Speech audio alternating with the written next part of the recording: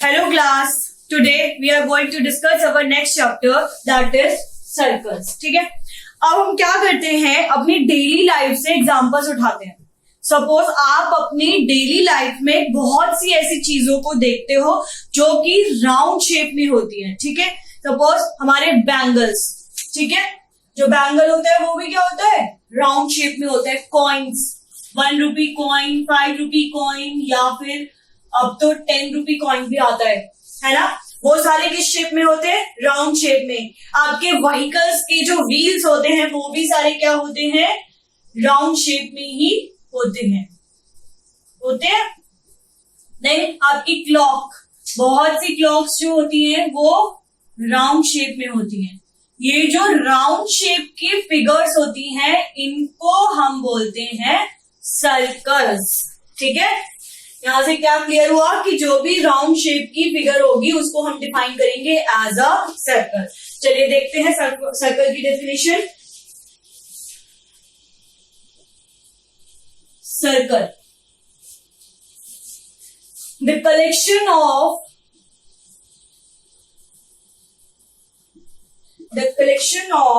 all the points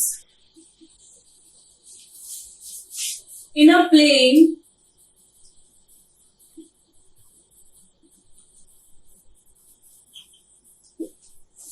which are at a fixed distance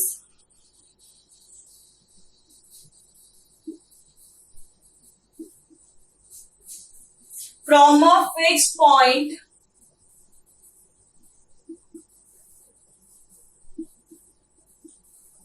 in the plane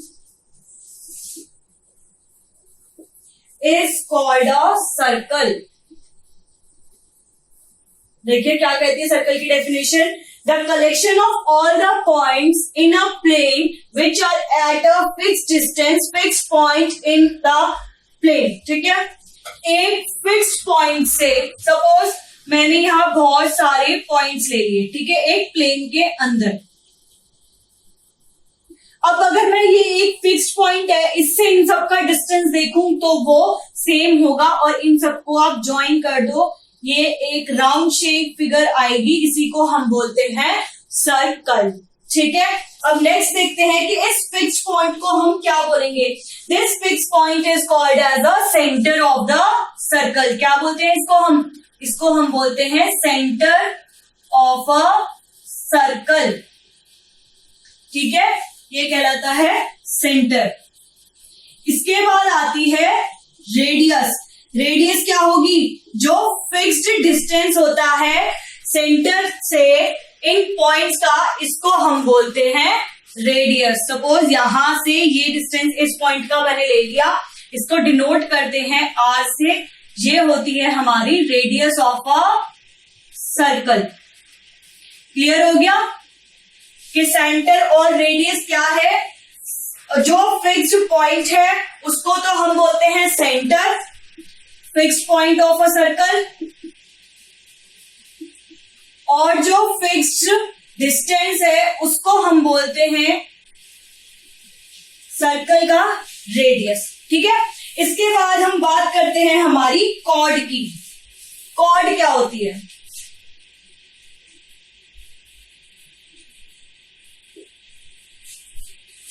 two point on circle P and Q. द्वारा बना देती हूं मैं circle.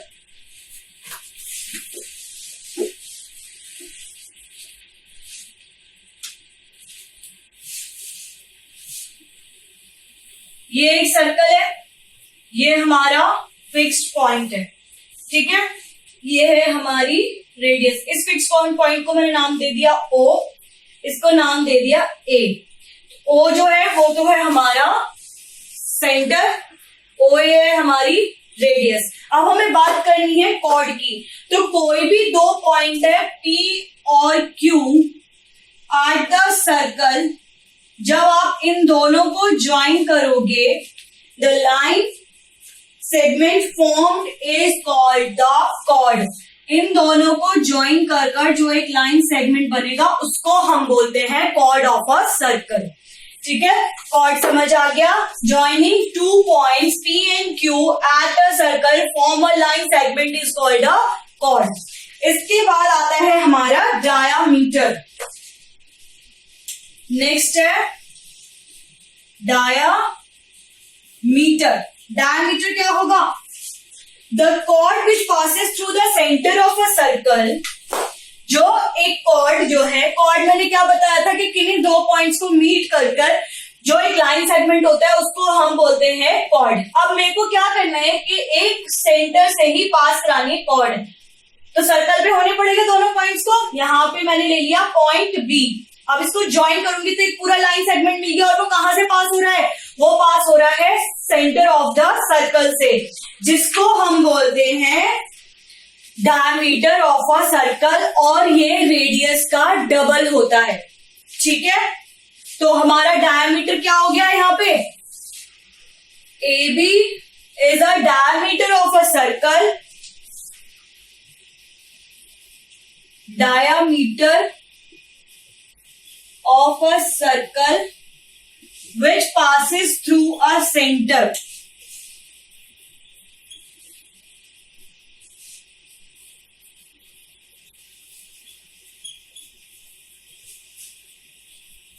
ठीक है, AB जो है हमारा एक डायमीटर है। ठीक है, and it is double of radius. ये रेडियस का डबल होता है। ठीक है, AOB ले लो पूरा। ठीक है, तो हम इसको ऐसे भी लिख सकते हैं। डायमीटर को हम डिनोट करते हैं स्मॉल डी, या किसी किसी बुक में आपको कैपिटल डी से भी डिनोट किया रखा होगा, वैसे तो हम स्मॉल डी से ही डिनोट करते हैं। तो small D is equals to 2 times of radius.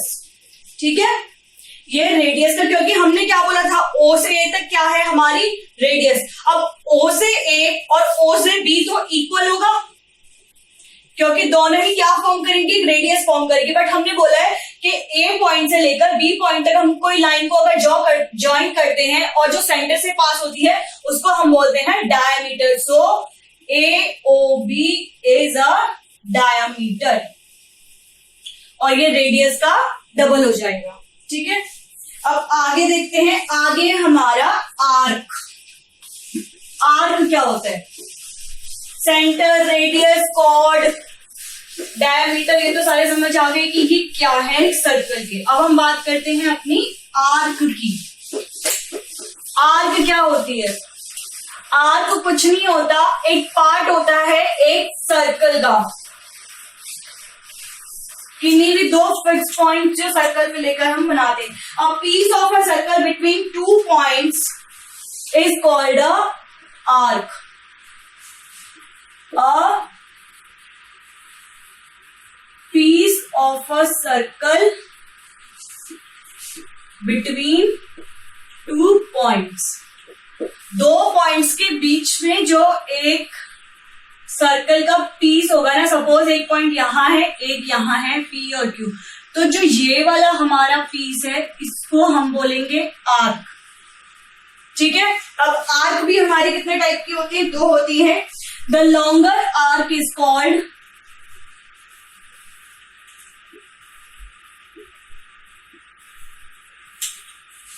Major arc. Longer को हम बोलते हैं major arc, and the shorter arc is called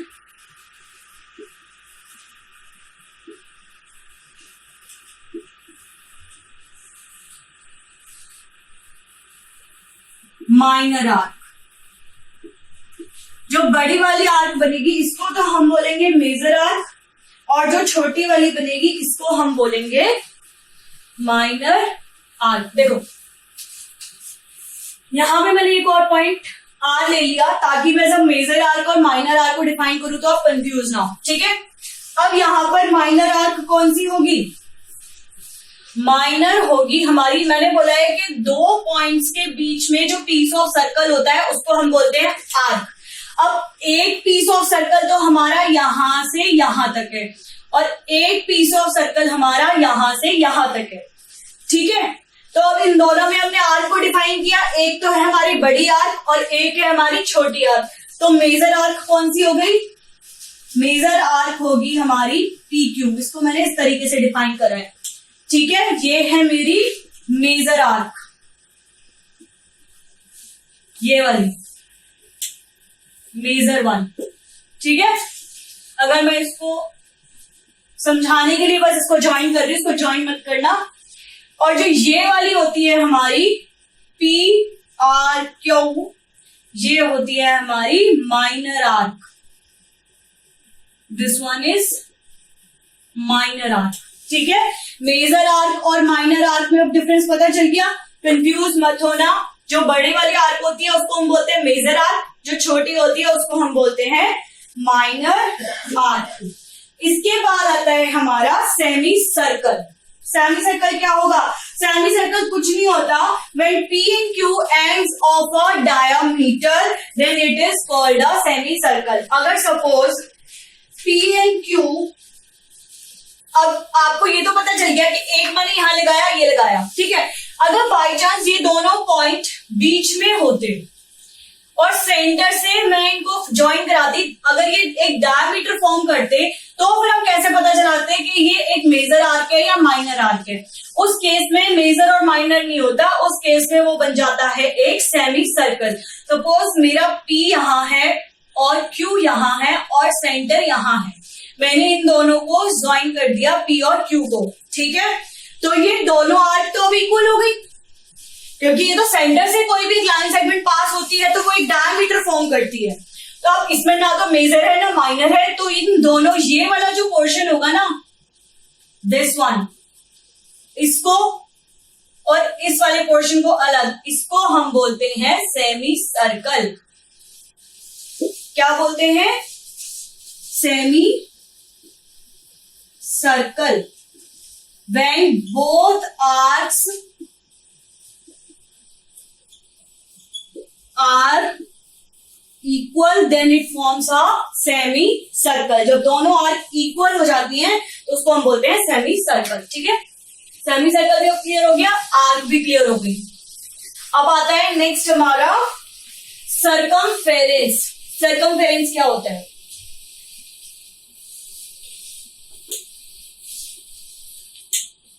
The length of the complete circle is called its circumference।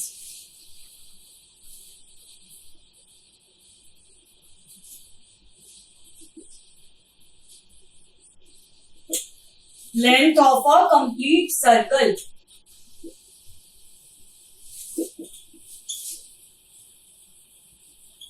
Complete circle की length कैसे होगी? देखो, ये मैंने एक सर्कल बनाया, ठीक है। जो ये वाला लाइन होता है ना, ये आउटर सरफेस, इसको हम बोलते हैं circumference,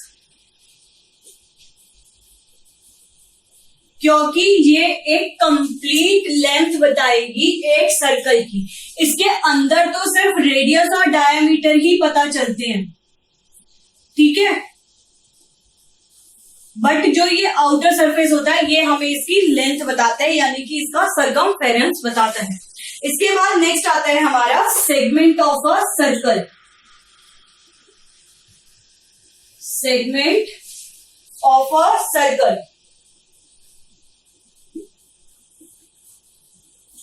the region between a chord and either of its arc is called a segment। The region between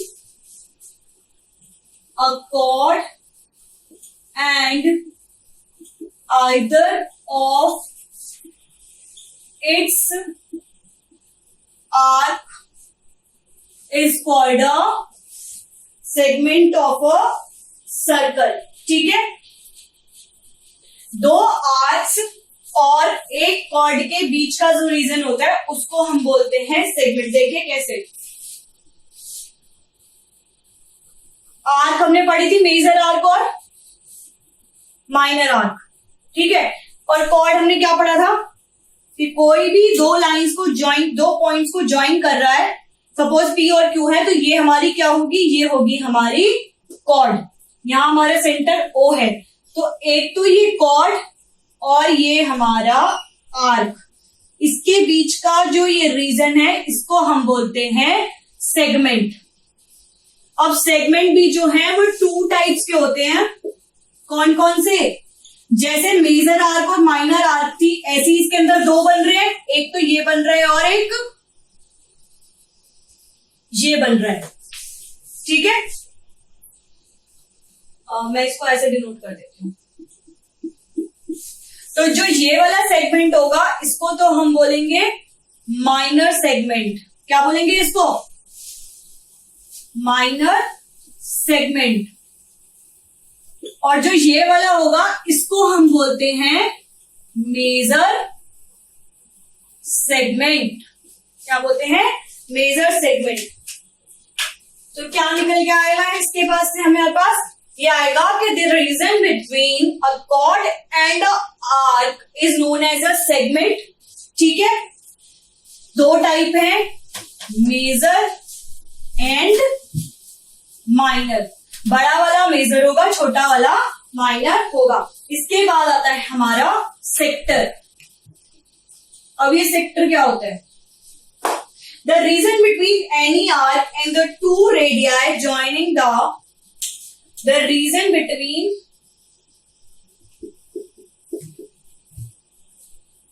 any arc and the 2 radii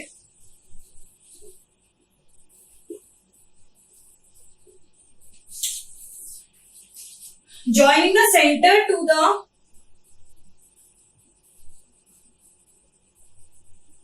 joining a center to the endpoints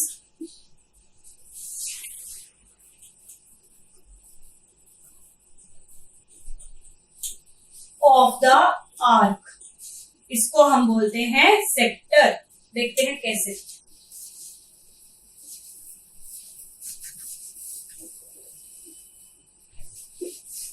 क्या कहता है sector?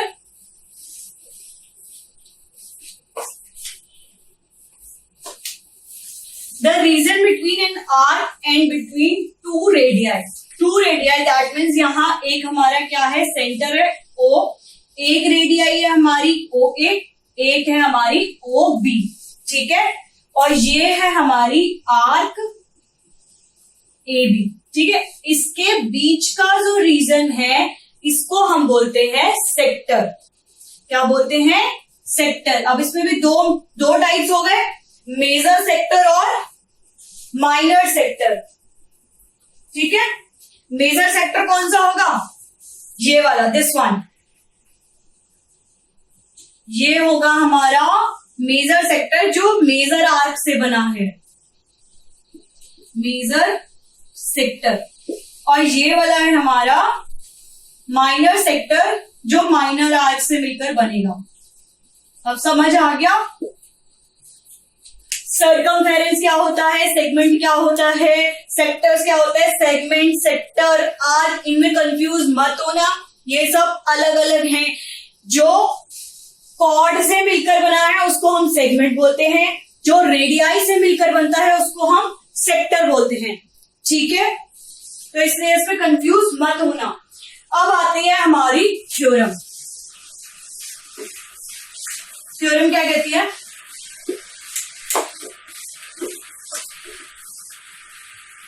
Chapter easy है और interesting है, but थोड़ा सा ध्यान देने की जरूरत है, नहीं तो पूरे चैप्टर में घूम जाओगे कि पता नहीं कहां तो हमने सेक्टर बनाया था, कहां हमने सेगमेंट बनाया था, कहां हमने क्या बनाया था। ठीक है, अब आती है हमारी theorem. Equal chords of a circle suspend equal angle at the centre.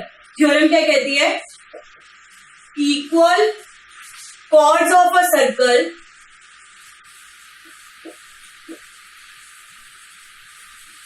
Suspend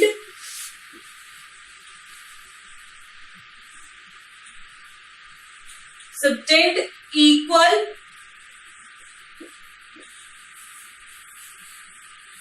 angles at the center।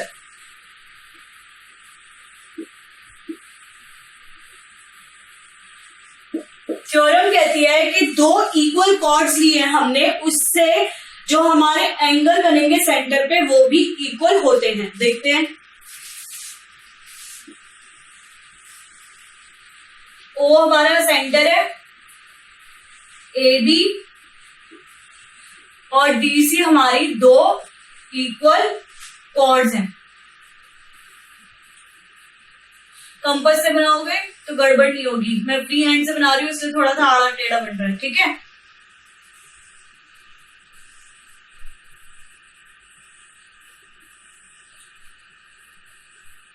चलिए गिवन देखते हैं। गिवन क्या है? गिवन है two chords A B and C D. Two chords A B and C D, ये हमारे को given है, ठीक है। प्रूफ क्या करना है?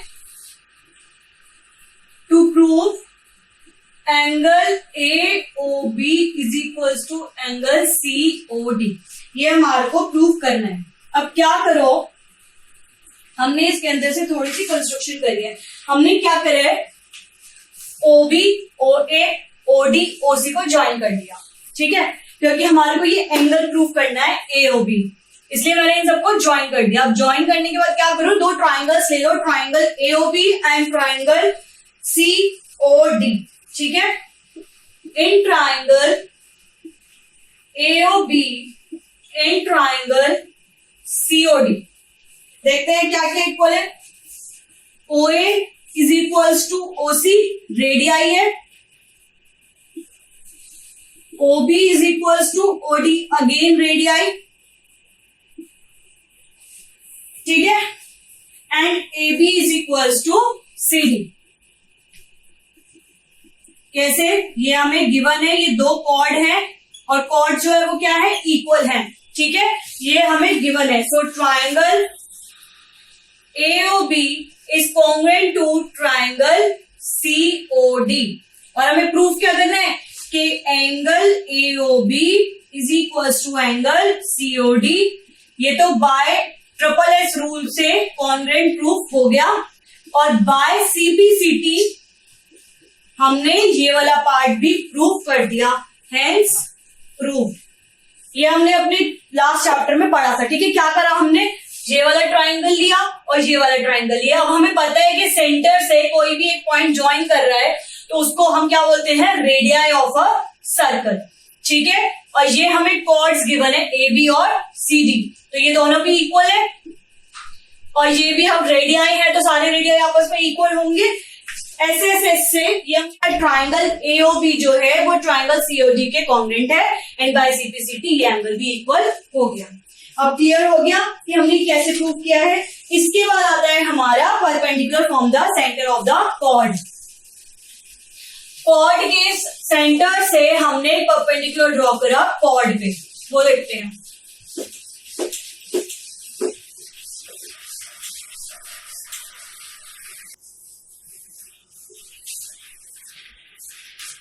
The line drawn through the center of a circle, theorem is next. The line drawn through the center of a circle to bisect a chord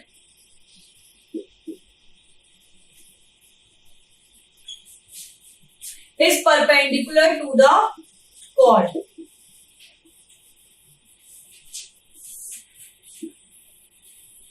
ये हमारे पास कोई एक कॉर्ड दे रखी है ए और बी, हमने क्या करा? हमने सेंटर से एक परपेंडिकुलर ड्रॉ करा, ठीक है।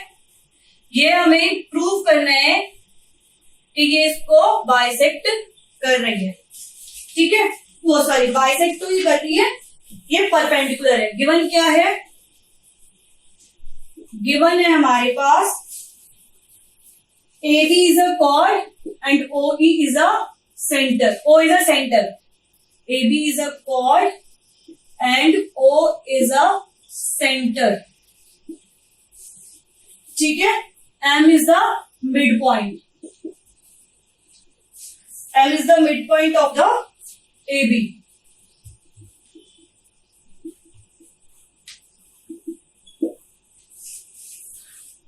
प्रूव करना है OM परपेंडिकुलर टू AB, ये आपको प्रूव करना है। OM जो है वो परपेंडिकुलर है AB के, प्रूफ देखो। OM is perpendicular to AB। पहले क्या करो, कंस्ट्रक्शन करो, ज्वाइन करो OA और OB को। ज्वाइन कर दिया OA और OB को, अब करो ट्राइंगल OMB और ट्राइंगल OMA। ये दो ट्राइंगल ले लो। In triangle OAM and triangle OBM क्या होगा, OA is equals to OB। क्यों? क्योंकि ये रेडियाई है, ठीक है। AM is equals to BM, mid point है, M is the mid point, और जो मिड पॉइंट होता है वो दोनों को आपस में बराबर डिवाइड करता है, ठीक है। And OM is equals to OM, ये क्या है, ये कॉमन है। क्लियर हो गया? तो triangle OAM is congruent to triangle OBM, ठीक है। ट्राइंगल OAM जो है वो कॉन्ग्रुएंट हो गया ट्राइंगल OBM के, ठीक है। And angle OAM is equals to angle OBM by CPCT। OBM और OAM और OBM दोनों इक्वल हो गए, और OMA और OMB भी इक्वल होंगे, ठीक है। Angle OMA is also equals to angle OMB again by CPCT, ये दोनों भी इक्वल हो गए। but we know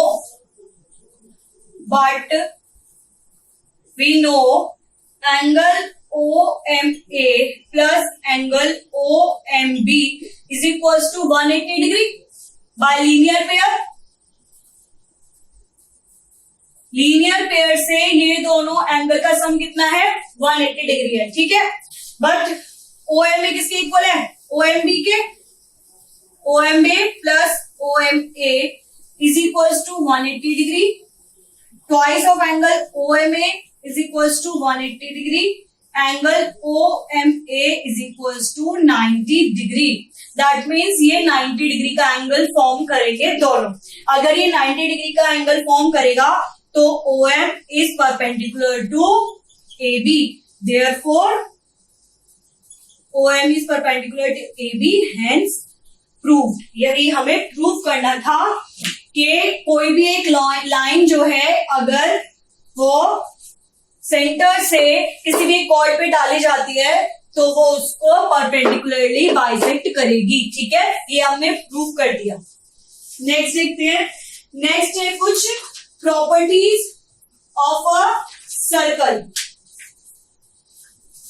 प्रॉपर्टीज देखते हैं, क्या प्रॉपर्टी है एक सर्कल की।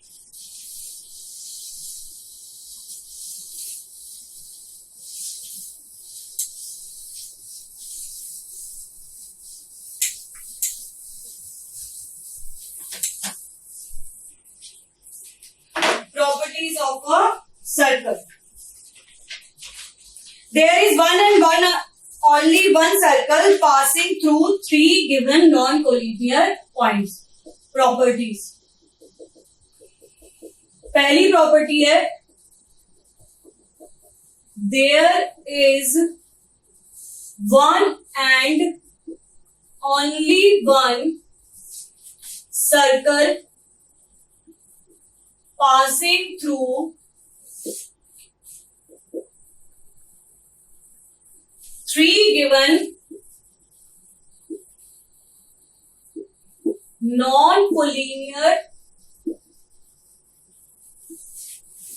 points। तीन कोई भी नॉन कोलिनियर पॉइंट से सिर्फ एक ही सर्कल पास होता है, ये है हमारी फर्स्ट। सेकंड है equal chords of a circle are equidistant from the centre. अगर कोई भी कॉर्ड्स अगर इक्वल है तो उनका डिस्टेंस भी क्या होगा, सेंटर से वो भी इक्वल होगा। ठीक है, नेक्स्ट है हमारी if two chords of a circle are equal then their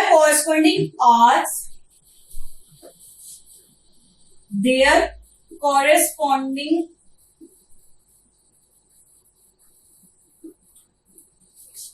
arcs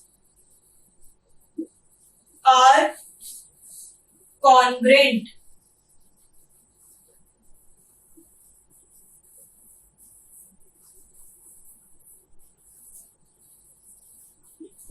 And conversely, देखिए जो हमारा प्रॉपर्टीज है वो क्या कहती हैं, पहली है कि तीन भी कोई नॉन कोलिनियर पॉइंट्स है उनसे सिर्फ एक ही सर्कल पास हो सकता है। One and only one circle can be pass through three non collinear points. Obvious सी बात है, कोई और सर्कल तो आप पास करा ही नहीं पाओगे। ठीक है, दूसरा है equal chords of a circle are equal distance from the centre. कोई भी दो मैंने ये इक्वल कॉर्ड्स लिए हैं तो इनका जो सेंटर से डिस्टेंस होगा वो भी इक्वल ही होगा। नेक्स्ट है two chords of a circle are equal then their corresponding arcs are congruent. अगर ये दोनों कॉर्ड्स इक्वल है तो जो ये आर्क होंगी ये भी कॉन्ग्रुएंट होंगी, और अगर ये आर्क्स कॉन्ग्रुएंट है तो ये कॉर्ड्स भी इक्वल होंगी। यही आपको प्रॉपर्टीज है जो याद करनी है। ठीक है, नेक्स्ट है हमारा साइक्लिक क्वाड्रिलेटरल। साइक्लिक क्वाड्रिलेटरल क्या होता है? क्वाड्रिलेटरल हमने अपने लास्ट चैप्टर में पढ़ा है कि किन्हीं भी चार नॉन कोलिनियर पॉइंट्स को अगर आप पेयर में ज्वाइन करते हो तो वो एक क्वाड्रिलेटरल फॉर्म करते हैं। अब आता है हमारा साइक्लिक क्वाड्रिलेटरल। साइक्लिक क्वाड्रिलेटरल क्या कहलाएगा?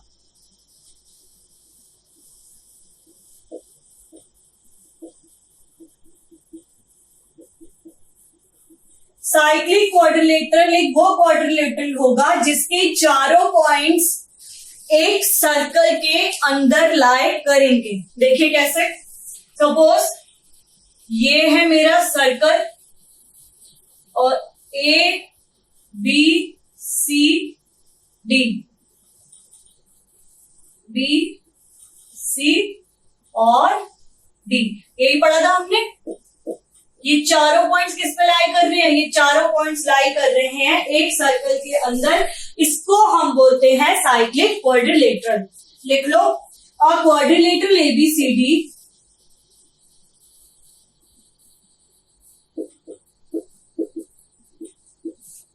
is called a cyclic quadrilateral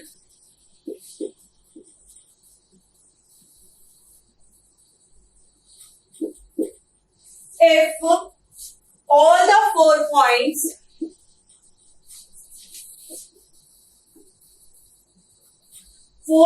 vertices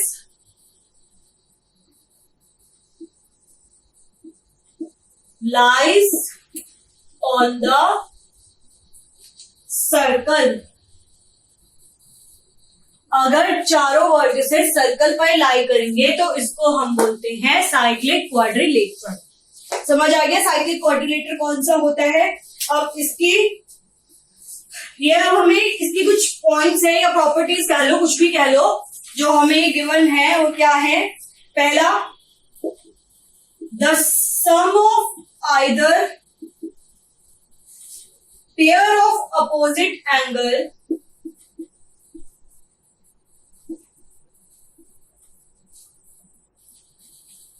of a cyclic quadrilateral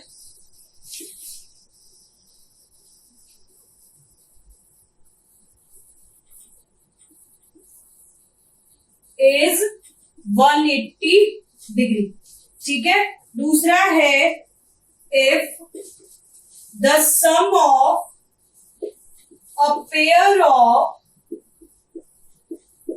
opposite angles of a quadrilateral is 180 degree, then it is a cyclic. Then it is a cyclic quadrilateral. देखिए